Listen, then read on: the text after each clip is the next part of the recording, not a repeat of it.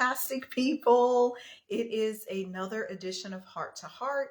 My name is Elmira. I am your host. We tell stories of breakthrough on these interviews. And today we have a special guest, Kendal Weaver. The topic is relationship revelations. Yes.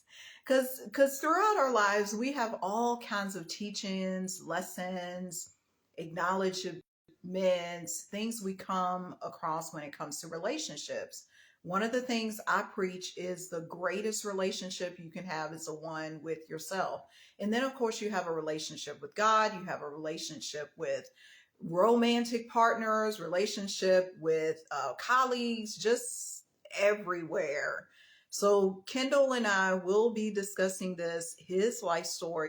And I'm just curious. I'm always y'all know me. I'm always curious about these conversations and where they will lead. Hey Kendall, what's Hey, up? how you doing? Pretty good there. Looks like you got a good scenery there outside. Yeah, I'm outside of a Starbucks in Burbank, California right now. Nice. Awesome. How's it going today in California? It's going okay. It's just it's just kind of cloudy near the airport. You probably hear the planes flying by right now, but I have my headset on, so I can't hear it that much. Yeah, I can't hear the planes either. So Yeah, that's planes are good. near my area. Yeah, but yeah, I was really excited to be interviewing, to be on your live today because there's a lot of things that I've been discovering, and one thing that I've been just kind of like just taking inventory and just kind of searching and really kind of figuring out like what's going on, because what happens is that I've also watched Anthony O'Neill's channel, and he talks about like how, like, especially since we're both African American, that he was saying on he had someone interviewing on his channel saying that about black love, and Mm, about how he believes that one of the things that happened in the 60s is that once the black family kind of tore apart, it was more like where that's where a lot of issues started happening. And um, he was saying, like, even in this time that we're in right now, he was saying that, like, how he believes that, I feel like God made us in a way where we naturally want to be around people that look like us. You know what I mean? I think God made everybody like that to some extent. I mean, I want to get your thoughts on that, because I feel like there's a reason why, like, Hispanics stick with their own, and just naturally, and how mhm. like white people stick to their own and Asians stick to their own. It's really not as common. Like interracial marriage, for example, like it's still like getting more popular, but I feel like it's not as common as they make it out to be. You know what I mean? So I wanted to ask you, Well, what are your to thoughts about give that? yeah, to give my take, it this depends. I do feel we have a natural propensity to be around people with our same experiences, our same ethnic background, same language, because language plays a huge part in this.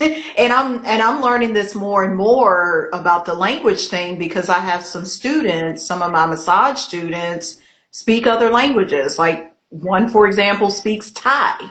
So imagine that. I want to be around people who can speak my Right. language.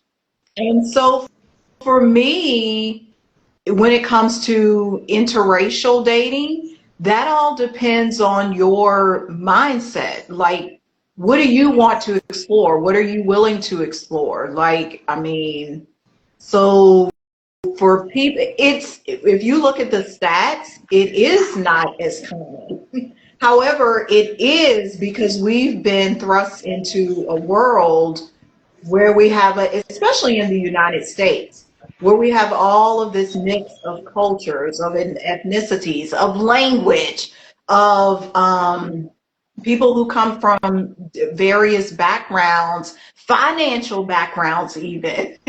So when we are thrust into these spaces where we have to work with people who are different than us, yes, you can form those bonds, but if you're not open to it, it it can't exist. Those Yeah, types of definitely. relationships can't exist. Yeah. Well, I would say this. One thing I find common, especially with the language thing, is honestly, I'll tell you this. Like when I was growing up, I grew up in a mostly white community. So I am open to marrying outside my race or dating outside my race, but it depends on, like, for example, I'll give you an example. So if I married a white woman or dated a white woman and she grew up around black people, then that would make sense. But if I, dated someone that's a different race, but they grew up around black people, then that would make sense. So I feel like the thing about like the past is that it was more like where we were only around our own people because of Jim Crow laws Hmm. and stuff like that. But I feel like what happens is that now I am open to marrying outside my race, especially because we're in a different time. There's no going back to like all black communities, all white communities, all there's no going back because we're all scattered everywhere. So I feel like depending on the person, because sometimes if you see somebody who comes to America that maybe that came from a different nation that's not used to like the diversity already, that would be one thing. But I feel like what I've learned is I am open to dating and marrying somebody of a different ethnicity, especially if we have like the same faith and the same language, because you know what I'm saying?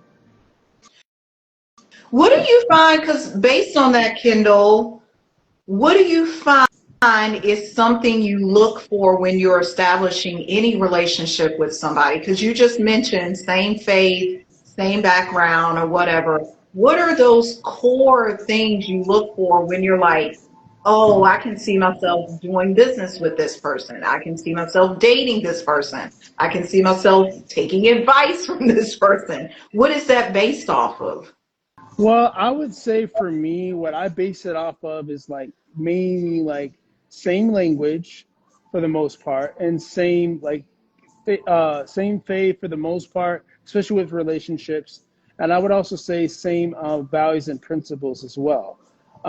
Because I feel like even in business, like some of the strongest businesses out there, including Ramsey Solutions, which is kind of similar to like he came around the same era as Art Williams, and he went a separate way. Dave Ramsey was in Primerica at one time, but he went a separate way. But he was around the same time as Art Williams. He was in around the same time. So what I've learned is, and I've noticed a lot of with Dave Ramsey Solutions is that he has every ethnicity in his business. But I feel like a lot of people in his business have different ethnicities. They have the same like faith or the same like values and principles. So I feel like what's most important in a business or even like a relationship is having the same values and principles and having the same language and sometimes the same faith because and I feel like nowadays because we live in a diversity culture now, like I look at it more like what used to work in the past where like it was just all like all black or all white. I feel Hmm. like it's not so much that anymore. It's more about like common values and principles and common faith or common interests in general. And that could be multi-ethnic, especially nowadays, because there's no going back. So, Hmm.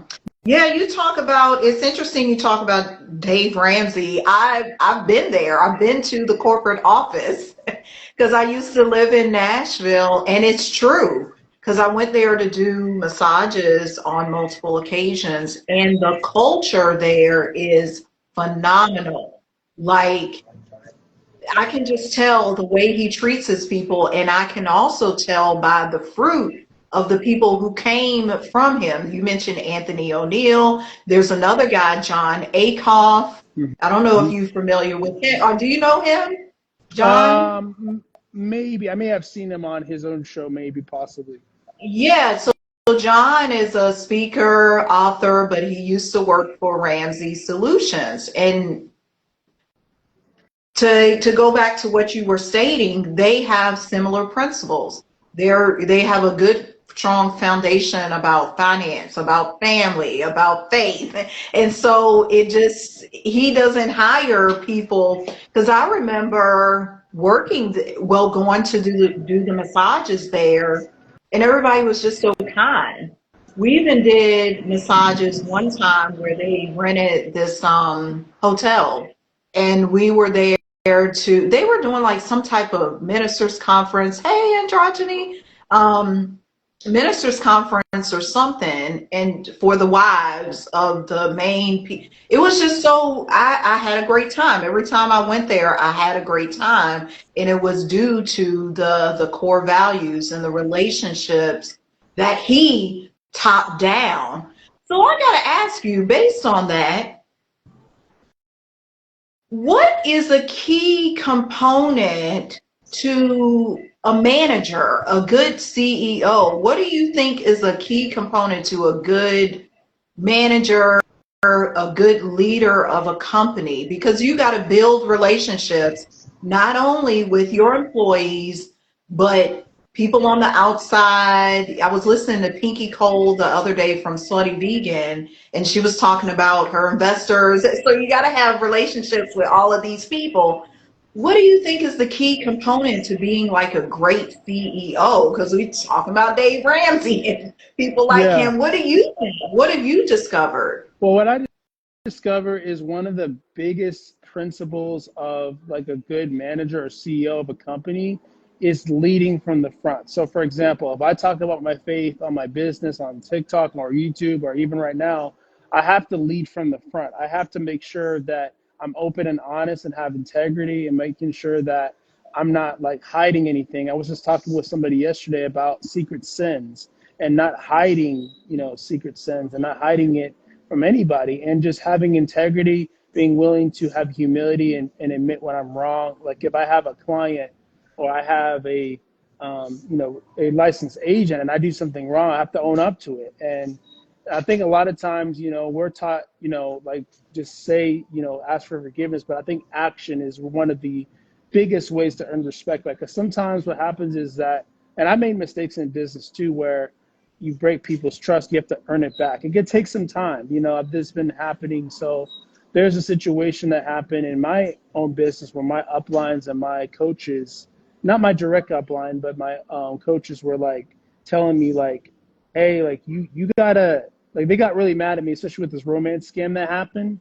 But I feel like what I've learned is making sure that I own up to my mistakes and I stay focused on my purpose in life. In fact, I just totally changed my approach on my YouTube channel where I took putting God first and letting people know what I'm about from the get go and not hiding Hmm. it.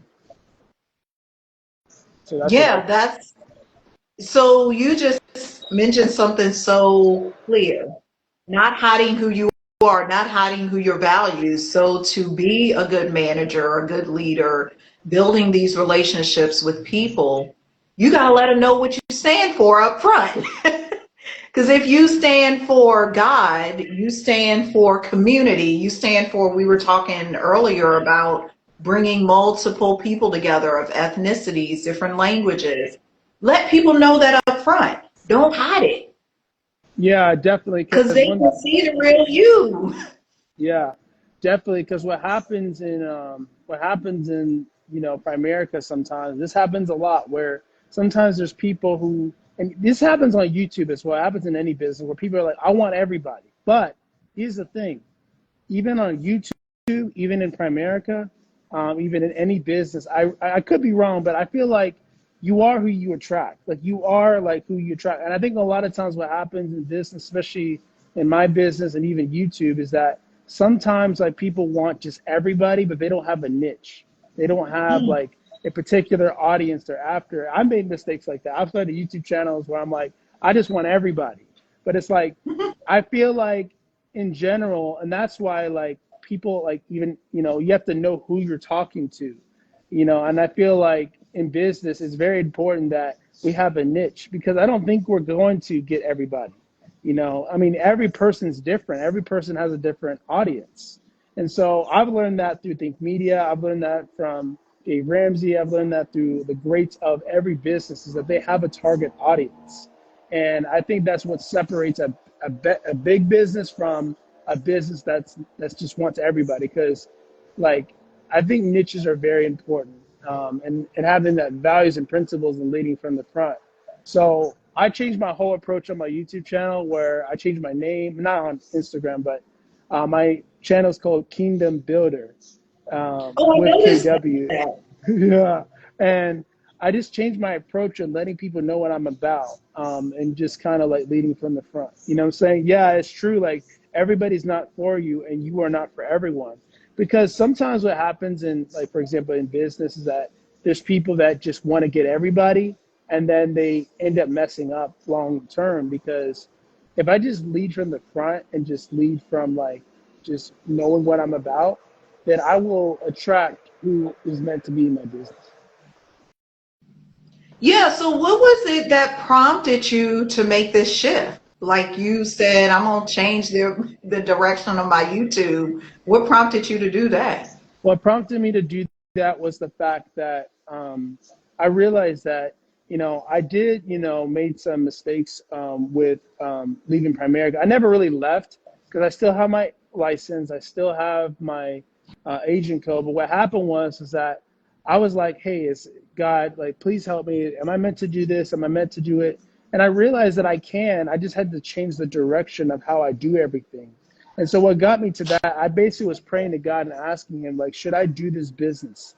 But I know that there's a lot of Christians in Primerica, but I realized that I had to change my direction of how I do it and realize that I don't have to be like everybody else. I don't have to like hide and, act like I want everybody. I don't have to do that because, rejection is going to happen anyway. Like I have to let people know what I'm about. Another thing too that got me thinking that um, changing this direction is that I was looking at everyone around my business, or not my business, but my office, and they were just trying to get anybody, and they weren't really trying to connect. And what woke me up was that in business in general, like a lot of people can talk, but they can't connect. But you connect by having good values and principles, or the same values and principles.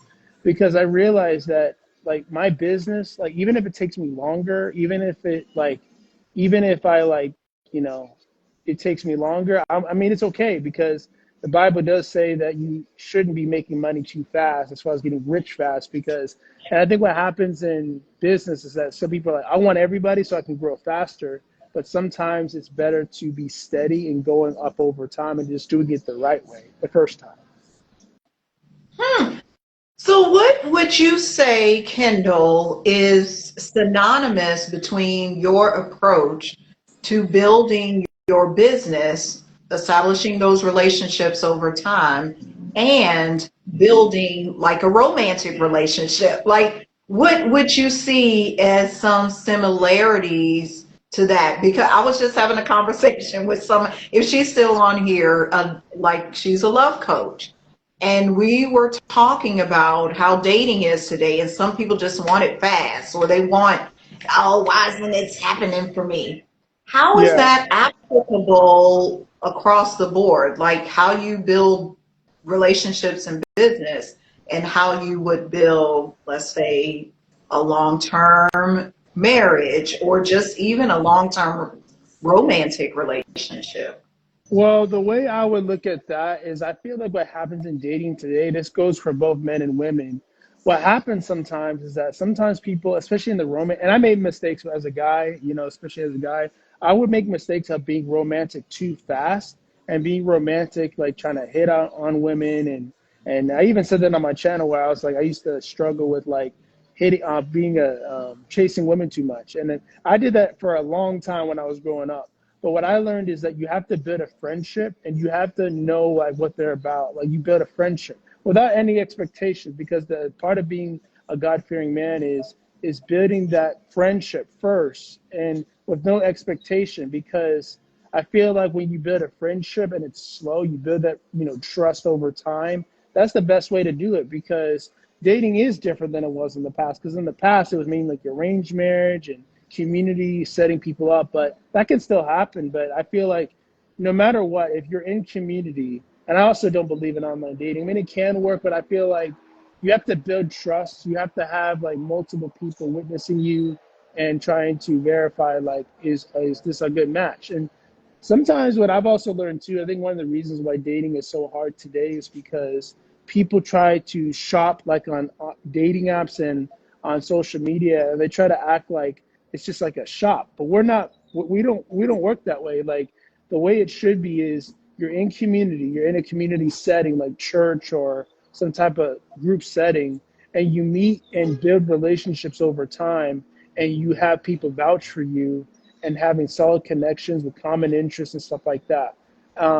And I feel like being in community is very important, and that's something that's been kind of like lost in our society today is that people are just looking at dating apps. And I've experimented with apps, and a lot of times they're not serious and they're just looking to basically hook up most of the time, especially on Oh, we apps. have a comment. There's a comment here. Solid connections. I can't see what this says. Solid connections are made when you have common interests. You don't have common interests with everyone. Yeah, That's a you can't establish common interests with everybody. It just Yeah, doesn't work. yeah, exactly. So I feel like when it comes to common interests is that, like, for example, for me, I would, like, if I meet a woman at church, right? And I want to say this to the audience that if I meet a woman at church, the first thing I would be like, I would obviously try to build a friendship, but I would try to figure out like a common interest we have, knowing that the foundation is the same faith, and try to figure out like what does she like to do? Like, is she into the gym? Is she into like going to Magic Mountain? Is she into like things in common? Because we have to have things to do because, and that's something that's overlooked a lot where sometimes people will just date, be romantic just because they look good or whatever, but they forget about the other side of like the connection and having common interests. That's something that's forgotten. I thought the dating apps was like that for the LGBT community. Glad to know the straight apps are like that. Yes, it is. Yeah, and that's the It's thing across about the board. yeah, that's the thing about apps is that apps are really, in my opinion, even for straight people, like I don't feel like the apps are designed to get you a date and to really connect.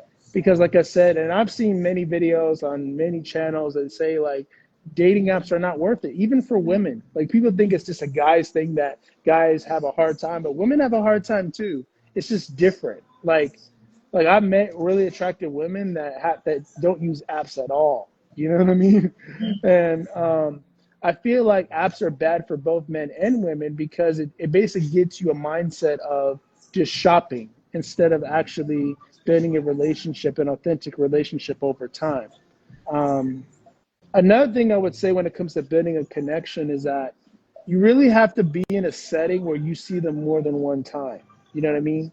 Like where meaning they build that rapport. Like it's kind of like what they even in business, like multiple touches, or in a setting where you can build that authentic relationship over time. So, for example, if you're in church and you're in a group setting and you happen to be in a group, and that's a good way because like volunteering, being going to a gym, going somewhere where you see them more than one time. Because I feel like the mindset of just cold approaching and just like me, like right now, like if I went up to a random woman just randomly, that would be the worst way to do it.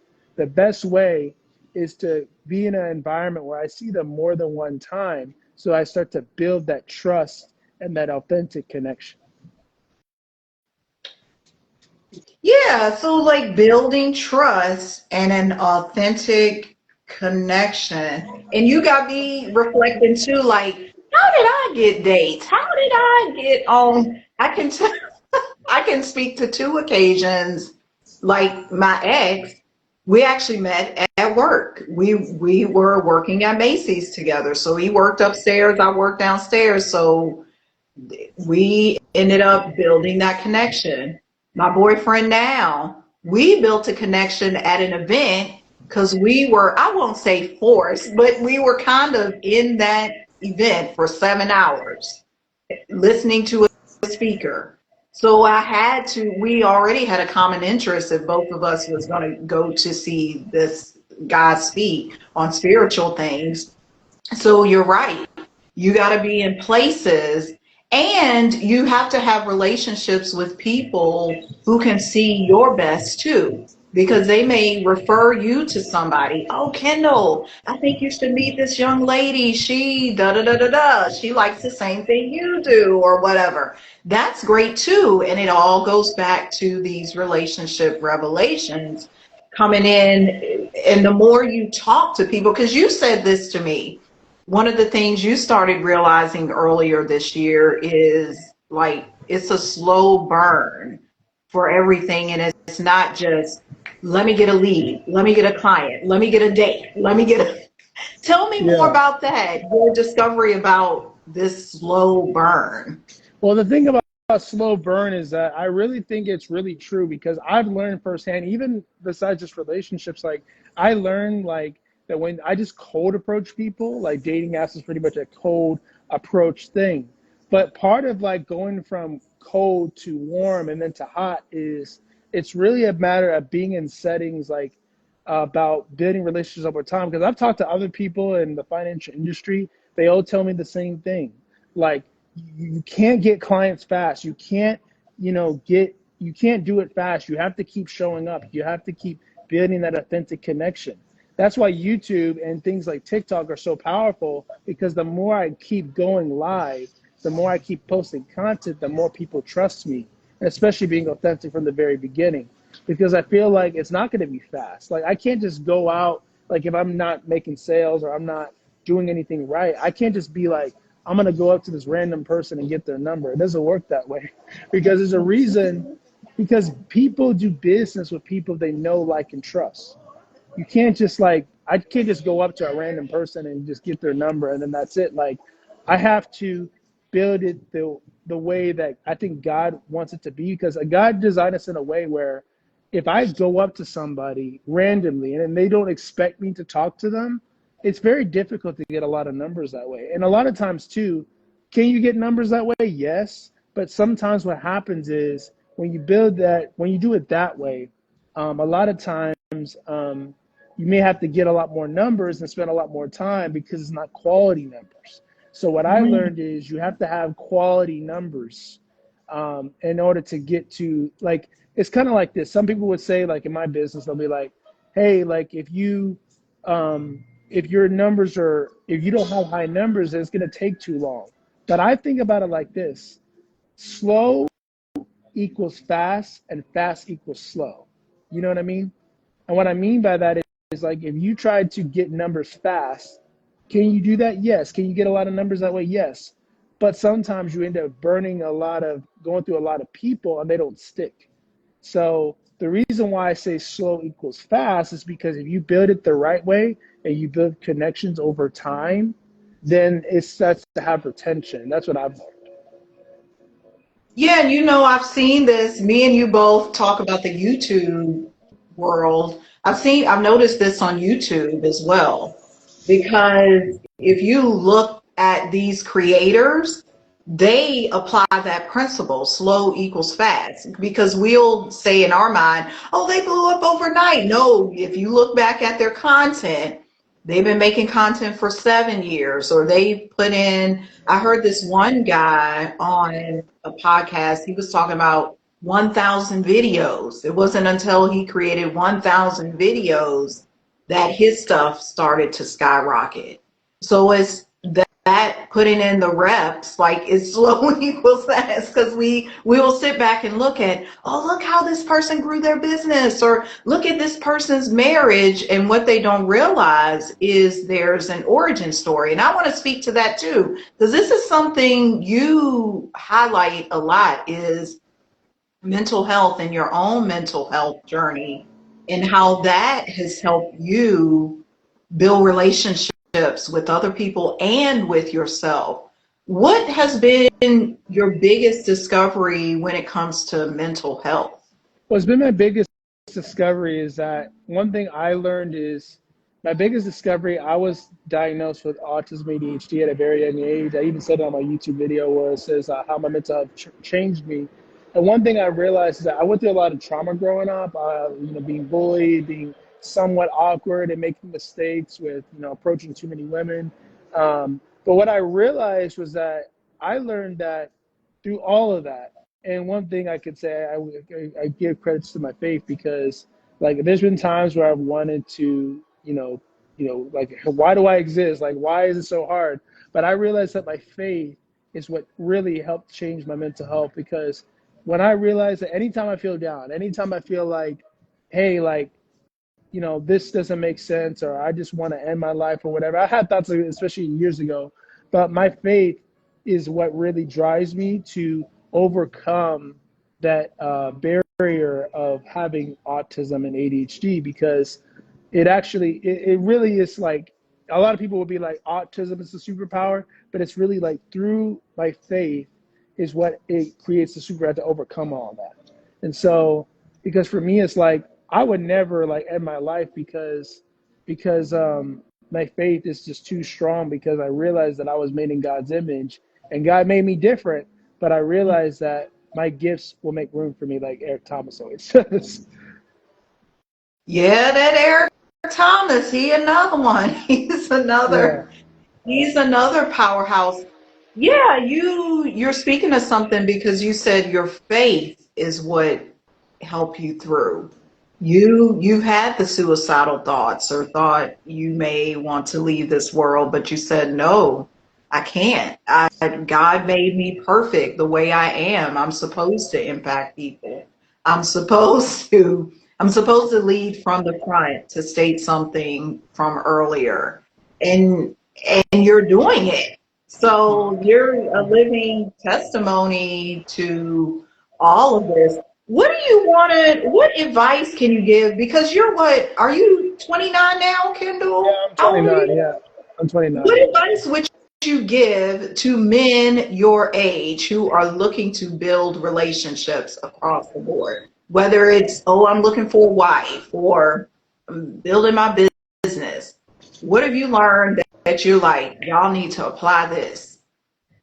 What I would say to that, the advice I would give to a young man, a young brother, is to make sure that you are patient and make sure you focus on Christ and focus on your relationship with God, and making sure that you're able to like harvest, like pursuing sanctification and walking in righteousness. Because a lot of times, the men of the world, they'll just chase women all day, even if they have money and all that, they end up being destroyed, not destroyed physically, but meaning like, spiritually inside. But mainly focus on like building relationships slowly over time. Like I said, fast, slow equals fast. And making sure you're patient, making sure that keep God first, and making sure that you just, making sure you build those relationships authentically, slow, and don't have an agenda. I actually was talking to a pastor yesterday, and he told me, when you're friends with women, have discernment, making sure that you don't have an agenda. Like, don't have an agenda to just date. Like, just get to know them. Common interests, and build that authentic relationship over time. And it can happen. Like, sometimes if you're friends with women, it may not be them, but it might be someone they can refer you to. And that's something that I've had to step back and realize, like, hey, I don't need to have an agenda. I don't need to date every woman I'm friends with is an agenda to date. No, like, I just be friends with them and just let it happen naturally. And it takes a lot of practice of self control, and practice of like really like stepping back and slowing down your mind, because I think that's the main thing. Because I would always be like, I want quick action, but I realized that I had to slow my mind down and just give it all to God, and just build authentic relationships with no agenda and no expectations. Yeah, because that's where it's at. I feel like you. No agenda. Let's just go, because you and I met at a networking function.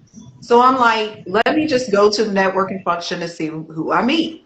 I never go in saying, oh my gosh, I'm a failure if I don't land 8 clients from this event. It was Yeah. no point in me showing up. No, have no agenda, but to show up. I think that's the biggest thing we can do with building relationships, is to show up. Show up as yourself. And people, either we talked about it earlier, they're either going to like you or they're not, because you're not for everybody, and it's okay. But if you just Yeah. show up with no agenda, Yeah, definitely. And even in my business, one thing I would say is like, and this is something I'm learning, especially more nowadays, and this is something that's been debated in the business world, is that a lot of people think that business is just transactional. Like, you're just trying to make money, just trying to, like, even in my business, like, just get numbers all day. No, like, the way that I've gotten numbers, especially like, contacts, is just making friends with everywhere I go. Instead of like just having the agenda of do you keep your options open when it comes to making money, I look at it like how can I make friends with them rather than just trying to get their number for business. Because a lot of people, like, I think that when it comes to business, you should be friendly with everyone you come in contact with. You should be trying to build friendships with almost everyone you come in contact with, because I feel like that's the way it is. Because if I'm going to have licensed agents and I'm going to have a hierarchy one day, I got to feel like I care about them, because people Mhm. don't, like, what's the saying? People don't know how much, they don't care how much you know until they know how much you care. And I think that's very true, because like if I'm building a team and I'm building a business, if I don't treat them like family, if I don't actually care for them, they're not going to stick around. So I feel like you do make friends with your clients. You do make friends with your team. I really believe that, because I mean, some people are like, oh, you shouldn't mix friends with work, but no, you build those friendships over time and they Mhm. become a part of your business. It's really true. It is true because I can speak to that having massage business for 15 years, and they would tell us that in school, same as you mentioned, don't be friends with your clients.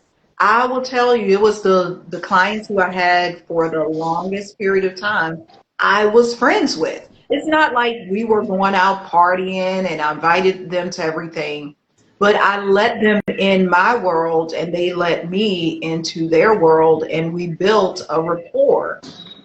And that's what led to a better professional relationship too. It wasn't me just building this wall and saying, "Oh, I can't cross the line. You can't get me a Christmas gift. You can't do this." Because they would bring me gifts. They would do all kind. I had the best time being a massage therapist. So it was Yeah, good. definitely. Yeah. So and honestly, if you think about it, like even in America, they always say it all the time: make friends everywhere you go. They never said that was the original system. That came from Art Williams. He said, make friends everywhere you go. He didn't say get numbers everywhere you go, because numbers could be bad quality numbers. So when he says make friends everywhere you go, it absolutely makes sense. I don't need to cold approach people and go to environments where I'm not building those authentic relationships. I would much rather like just be at a gym or be at a church and build relationships. I use social media, I use different tools, but just build those authentic relationships, and then everything else will make sense. I'll let people know what I'm about and build those authentic relationships over time, because it's a much better bang for your buck if I go to the same place every week rather than just trying to cold approach everybody. That doesn't work for dating either, because it's a much waste of time. But I feel like another thing is that sometimes bad business practices get taught by the majority, and then people realize like, no, there's something more to this pudding. There's something Hmm. more to Because it this. is the yeah, it is the relationships which get to you to the revenue. Let me Yeah. say that again. It's the relationships that get you to the revenue. Because I can think back, I had repeat annual contracts because of a relationship. It wasn't Hmm. because, oh, I showed up once. No, that person trusted me. Elmira and her team did a great job last year. Let's hire them again.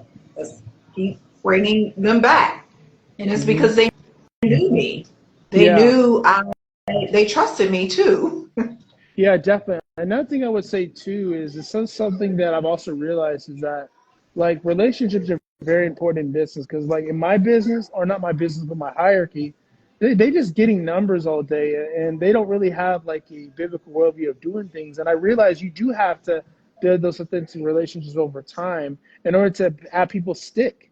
You know what I mean? Because one of the biggest problems I ran into in my hierarchy was a lot of the people in there were just put at there at random, and they just I realized that I have to trust people, not just for them trusting me, but for me to trust Hmm. them. So when I came back into Primerica, I realized like I need to build my own thing. I need to build my relationships, build my empire, build, the relationships that focus on building and not so much trying to worry about the people in the office because they may not have the same values I have. They may not have my best interests at heart. And that's something else to discern.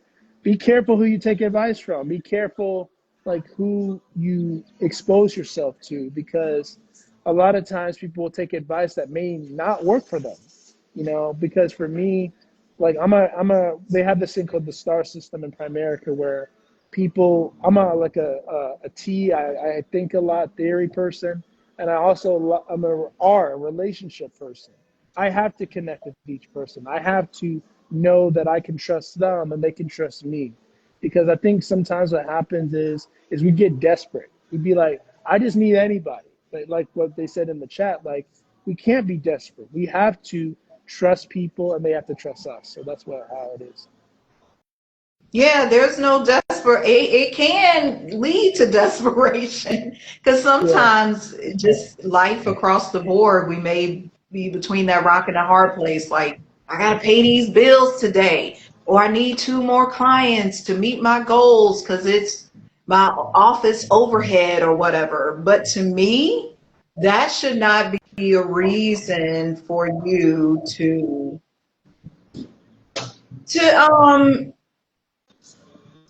I would say go against your values. Yeah. Yeah, don't do that. Well, as we close, Kendall, just one final question. What would you say is the greatest breakthrough you've had when it comes to building relationships? What's the greatest breakthrough? The greatest breakthrough I would have, this is something that actually did happen where I had like three people that were licensed on my team or that were about to get licensed. The biggest breakthrough I had is when I just started being friends with people that I trust and that trust me, and just really like when I had a breakthrough is like when they like me, they trust me because we have very similar, common backgrounds and stuff, especially with mental health. The biggest breakthrough I had is when I started making friends with people that are similar to me with similar backgrounds, maybe mental health challenges and things like that. And when I started doing that and making friends with people who are similar to me, instead of just trying to be desperate for everybody, that's when things started to make sense. And that's where that relatability factor, like people having relationships with people I could relate to, because it's really true. Because like if I'm friends with someone that I can't relate to, then it's going to be very difficult to trust them and for them to trust me. Um, and another thing I would say is, just really just trusting the process and knowing that finding the right people, it takes time. And I have to like go to environments where I can meet people that are similar to me. Mm, so put yourself in those places where you Yeah, can meet them. yeah, for sure. And because I think, because we live in a society where community is not really valued, I kind of realized that I had to just take my time and slow my roll and find my tribe. Yeah, I was about to say that, is find my tribe. And I definitely think that my tribe is definitely Christians, Christian men, Christian women, and or people that are like wanting to be Christian. Like those are my tribe, and it may not be only at my church. It could be at my church, but it could be at every church in America or every church in California. Cool deal. Cool deal. Well, thank you again, Kendall. Everyone, this has been another edition of Heart to Heart. You can find Kendall right here on Instagram, Kendall Weaver TX. Yeah, Also TX Texas. on, Yeah, yeah, for Texas. And then also on YouTube, because your YouTube channel again is what? Kingdom, say it Kingdom again? Builder, Kingdom Builder with KW. Okay, Kingdom Builder with Yeah, KW. Make sure you are linked in with him because he's sharing things about mental health, about God, about finances. And I just see you building an empire. yeah, Like it's inevitable. yeah, definitely. Well, All right, thank you no, again. no problem. Okay, have a great rest of your day. Bye. You as Bye, well. everybody.